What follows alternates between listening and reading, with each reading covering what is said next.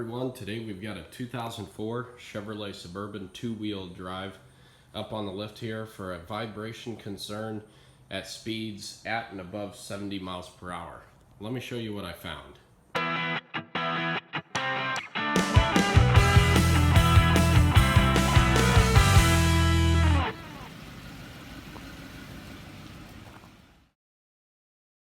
Now, right off the bat, we can rule out just about anything in the front end because it's not four-wheel drive.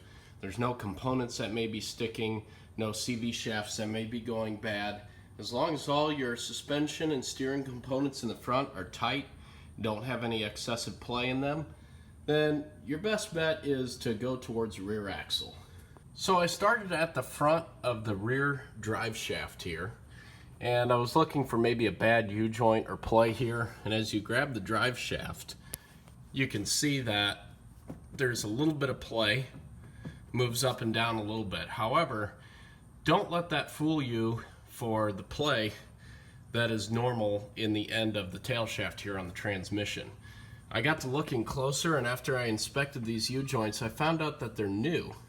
Someone's already done the U-joints here in the front. Everything looked fine, and as I checked them individually, I couldn't find any play in them. So this one checks out good. So I went to the rear of the drive shaft here, and these look original. These don't look new. So I thought maybe this is where the problem is.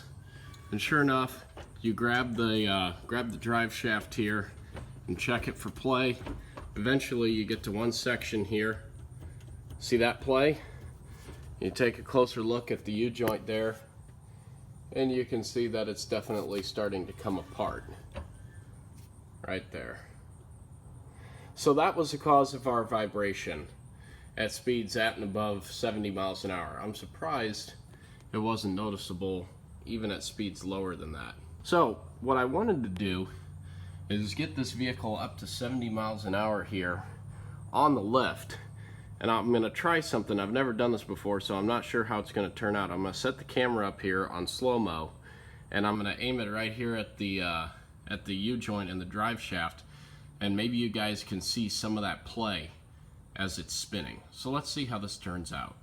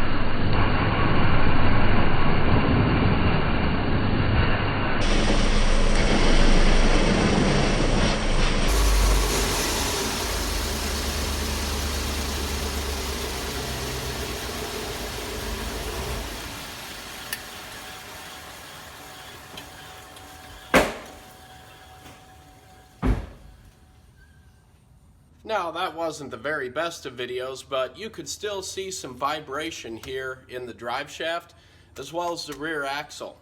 So what we need to do is we need to take this drive shaft off and replace these U-joints. Now, one thing you want to make sure that you do is mark the drive shaft and the pinion yoke here so that when you put it back together, you go back the same way that it came apart. Some drive shafts can be sensitive to this lining up the same way for balancing issues.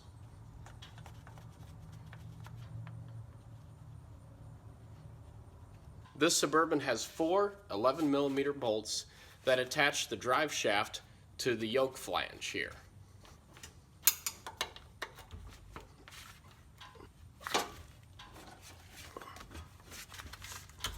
Once you've got them all loosened, speed up the process by using a ratchet wrench.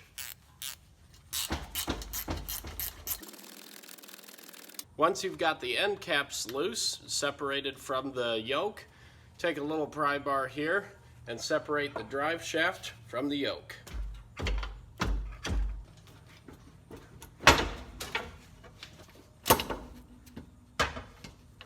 These are called the bearing caps, and as you can see, they're already starting to come apart. There's pieces falling out of them.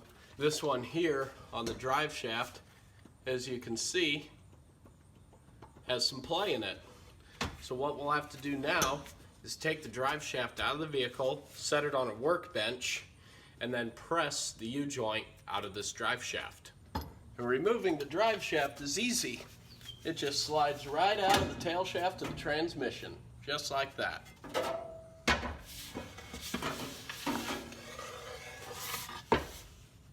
And since this is aluminum, like GM likes to make fun of Ford for, it's super lightweight, so you can do this yourself. It looks like a huge drive shaft, but it's hollow on the inside, so it's really not that heavy. Now, one thing you want to be very careful with on these drive shafts is that you don't drop it and you don't bend it in any way, shape, or form. This aluminum is extremely strong in the shape that it's in right now. But the problem is if you get one little dent, one little ding in it, that compromises the structure of this drive shaft, and it can weaken it and it can snap. I've seen it happen before, like you see in this clip here. Here's an aluminum drive shaft that snapped. Yeah, look at that. That is crazy.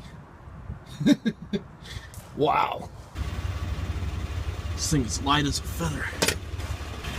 This part out. It's freezing. It's really cold out here. Back in where it's warm. There's that. But in the case of this drive shaft, it looks good. I don't see any damage, so we're fine. It's good to use. Now, if you want to make getting these little clips out easier, take some PB Blaster here and just spray some in it. Let it soak. Don't forget to get the other one as well. And just let that soak while you run and get your new U-joint. Most auto parts stores are going to have these in stock and ready over the counter.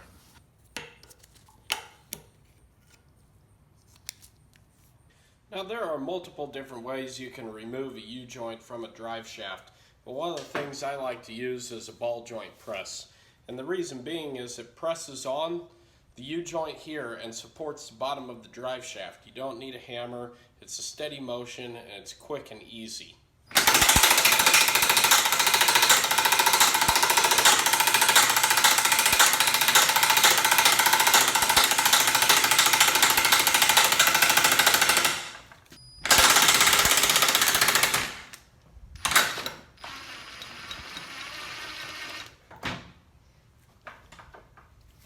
Here's the cap.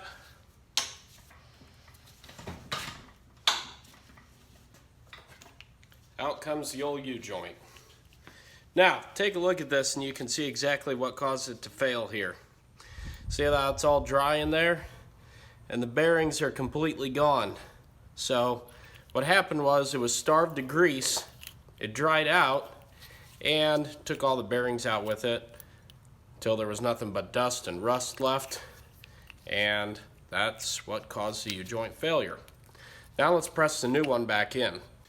Now in this particular U-joint, make sure the cups with the little grooves are on the outside edges here. The ones that you're going to press into the drive shaft have the smooth edges without the little grooves. Now here's the tricky thing about installing the new U-joint. If you look inside here, there's a bunch of little needle bearings inside this cup. But the problem is, you obviously can't press the new U-joint into the drive shaft without taking these cups off. But as I've learned from experience, if you try to press these cups in to the drive shaft without having the U-joint piece in place, all these little needle bearings are going to come out of place, and then you're going to destroy the new U-joint as you try to put it back together, and then it's not going to last, and you're going to have to do the whole job all over again. So how do you press these cups in while keeping the bearings in place? What I found is you have to do them one at a time. Take the cups off of both ends of the U-joints there, on the left and the right, line the U-joint up, And then start with the bottom cup here for the U-joint. Make sure all the bearings are in place, double check before you lower the U-joint down into place. Make sure that you keep these two intact as well. Now, since the U-joint is sitting in the cup down here, you know that your bearings are going to stay in place while you press the cup into the drive shaft.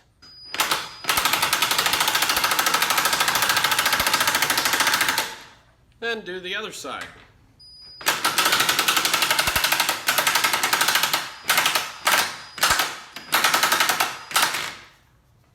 Now there will be clips that go in the end here. You don't want to push the U-joint cup in too far, but you need to push it in far enough to get the clip in. So start with one, secure the clip, and then press the other in as far as you need to secure that clip. And that'll give you an even space for your U-joint. As you can see, there's a little bit of play here that we still need to take up. And install the new clip. As you can see, we've got a little gap here between the clip and the U-joint cup, but when we press the other side in, it's going to take that gap up.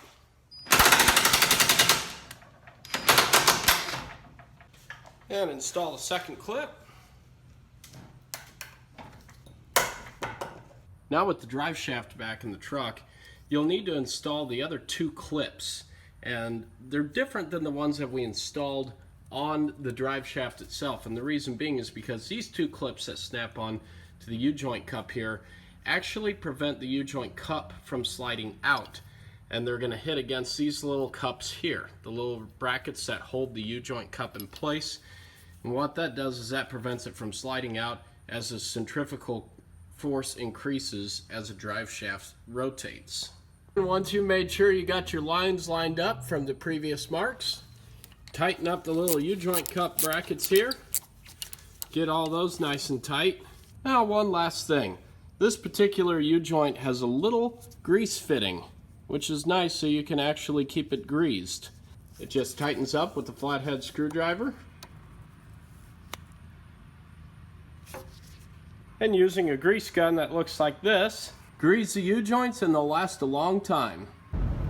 And as you can see, at speeds around 70 miles an hour. No more vibration and perfectly smooth.